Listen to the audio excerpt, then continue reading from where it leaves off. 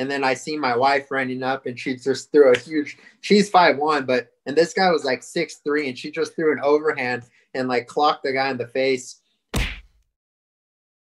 I went to a Fugees concert, right? Yeah, it was okay. I was getting a bit tired, a bit bored. I was on my way home. I was driving in my car, and I took a right-hand turning, and there's this big, I think, Turkish-looking guy, massive, probably 280 pounds, big, just walking hard, but looking like he was going to walk into the road. So I was turning a right-hand turning, so I was like worried that he might walk in front of the car and me him. So I slowed down as I was turning, but it's a road. I had the right of way. You're a pedestrian. You shouldn't be walking towards the road anyway. And so I think, right, because I slowed down, he just punched the back of my car real hard. And I was really in a bit of a bad mood anyway. So I just pulled over. And by that time I pulled over, the other guy he crossed the road. But I got out of the car, and there was two people who witnessed it. There's a guy and his girlfriend. And he goes, "Oh, don't worry about it. You didn't hit the car. You didn't hit him." I went, "And I didn't hit him. Punched my car." So I turned over and said to him, "What the fuck you doing?" And he just stopped, stormed back over, across the road, came right up into my face and goes, "What the fuck?" And to be honest, I felt a little bit intimidated. So I just went, I hit him straight away. And I'm like, "Oh shit." It was out. And that was it. It was like, oh my God. And the worst thing about this, it wasn't even like much of a hit. I just kind of like, he got right into my face. So I leant back and just like clipped him like that. And he went down. And the worst thing was just like, there was this 280-pound dead weight, and I couldn't move him. I was trying to like get him off to the pavement. Yeah. And I couldn't move him for the life of me. And he was dead. It was like middle of the night, nowhere. And I'm like, oh my God, what am I going to do? So I'm like, fuck it, I just got to go. So I got back in my car, I started driving. And the people witnessed it, because they're the only witnesses. I kind of like pulled up to them and rounded the window by. I went, "Really sorry about that." He just kind of like just pissed me off. And they went, "Don't worry about it. It was a prick." And I'm like, "Thanks." So like, you justified my actions. Cool. So I felt I could drive off like feeling, okay, I'm fine. You know, like I wasn't too bad.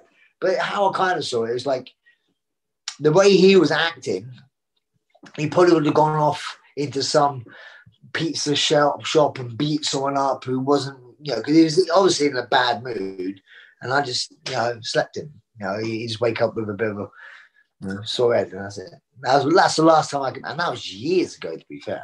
Ever since I started training and developing like martial arts, I've never had like encounters really, except for one time. So it was my wife's 21st birthday, and we all went out in Hawaii to some club, and, you know, we're drinking, whatever. Her dad was with us too. Her dad, her brothers.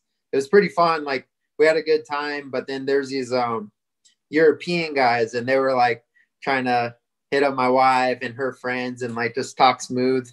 And like, her dad was actually the one that got like really offended and like kind of wanted to like, "Hey, don't talk to my daughter. Don't be disrespectful." And these guys started getting lippy, and we were outside. So it was basically a family brawl, whatever. So everyone was like fighting. Her dad was fighting somebody. Her brothers was whatever. She was punching somebody. And I just remember like, I locked eyes with one guy, and like, I didn't really know what to do in the situation, but it was like the Matrix, like, because I had a trained eye, like everything was so slow, like slowed down. And I remember locking eyes with this guy, and he started coming at me. And I don't know why, but my first reaction was to leg kick him. And I kicked his leg, and he like did a full 360. And I remember just grabbing him, like body locking him. And then I see my wife running up, and she just threw a huge, she's 5'1", and this guy was like 6'3", and she just threw an overhand and like clocked the guy in the face. And I don't know, that's the only time I've ever had to use my MMA skills, but it was pretty funny. And then we all kind of, you know, whatever, ran up the parking garage so we didn't get in trouble from the cops. But yeah, it was a fun experience. Yeah, she's a beast, dude. Like, she's a CrossFit athlete and a gym. She's been a gymnast for 14 years, and yeah, she lifts more than I do. So she's a beast. And you know how nowadays the movie theaters, you have assigned seating pretty much, you know, everywhere. It's you know, you got A2 and so yeah, it's great. You don't have to wait in line anymore. Mind blowing, right? Should have done this decades ago. But me and my husband were sitting down at a movie. It was a scary movie, and this girl comes up next to. She's like 30 minutes into the movie, comes up and, oh, is this seat taken? And I was just like, I don't get it. Seat is yours or it's not. So then I was like, no one's sitting there. So she sat down and she starts talking the entire time. And so of course I was like, hey, can you be quiet, please? And she just lost it and was just like yelling at me, and the entire movie theater is looking at me. And I was like, oh my God. She's like, you want to take this outside? And I was like, I'm pretty sure you don't want to take this outside. And so I was like, okay, whatever. I shut up and, watched the rest of the movie. And after the movie was done, I went outside, and sure as shit, she's waiting for me at the bottom of the escalator. And she's sitting, it was just her and her little girlfriend or friend, whatever. So they start sitting there yelling at me again. And I'm like, oh my God, I just want to leave. She clenches her fist and throws at me. Of course, I step back and I grab her hood, because it was cold out, her hood of her sweatshirt. The other girl sort of the sweatshirt. And I was like, stop it. Stop. I don't want to do this right now. And she starts swinging on me. So then I let go of the other girl who wasn't swinging on me, and I clinched and kneed. And she didn't like that very much.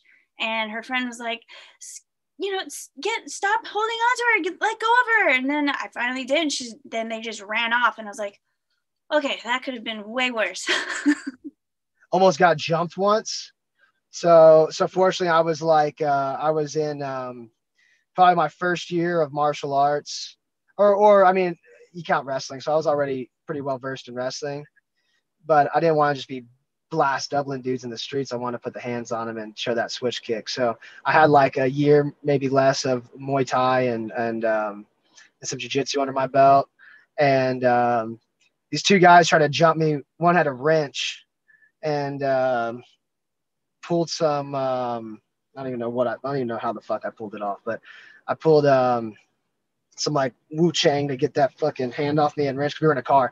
And then got out and fucked some dudes up. So it worked out pretty well. But my problem is, like, I overthink every situation, like I'm not like I don't ever see red and just go in.